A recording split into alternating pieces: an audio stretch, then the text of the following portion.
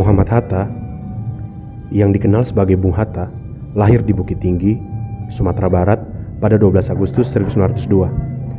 Ia berasal dari keluarga yang menjunjung tinggi nilai pendidikan dan agama. Sejak muda, Bung Hatta dikenal sebagai pribadi yang disiplin, tekun belajar, dan memiliki kepedulian besar terhadap kondisi bangsa Indonesia yang saat itu masih berada di bawah penjajahan.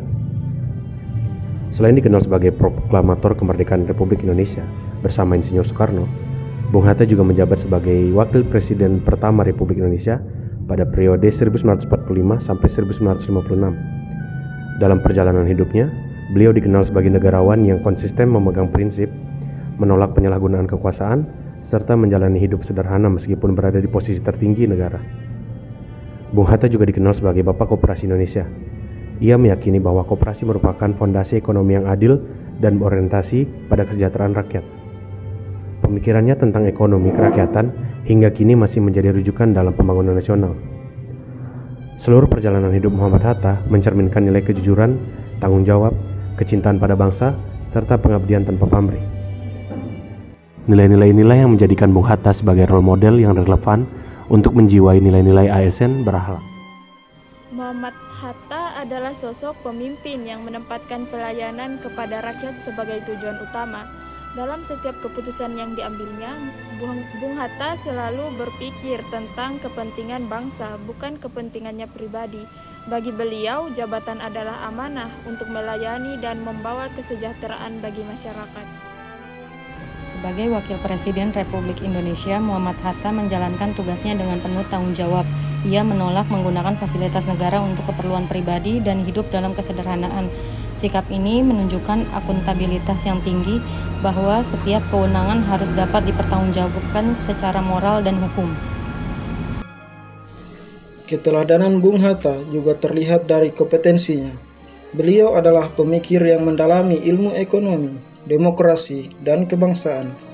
Dengan pengetahuan dan wawasan yang luas, Bung Hatta mampu memberikan solusi yang rasional dan berkelanjutan bagi pembangunan bangsa. Dalam kehidupan berbangsa, Muhammad Hatta selalu menjunjung tinggi sikap saling menghormati. Meski memiliki perbedaan pandangan dengan tokoh lain, beliau tetap menjaga hubungan yang baik dan mengedepankan persatuan. Nilai harmonis ini menjadi fondasi dalam menjaga keutuhan bangsa.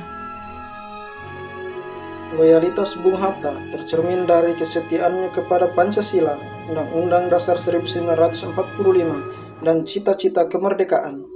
Bahkan ketika memilih mengundurkan diri dari jabatan Wakil Presiden, keputusan tersebut diambil demi menjaga prinsip dan konstitusi, bukan kepentingan pribadi ataupun kelompok.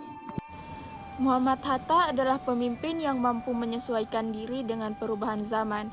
Ia terbuka terhadap pemikiran baru dan memahami dinamika sosial serta ekonomi yang berkembang.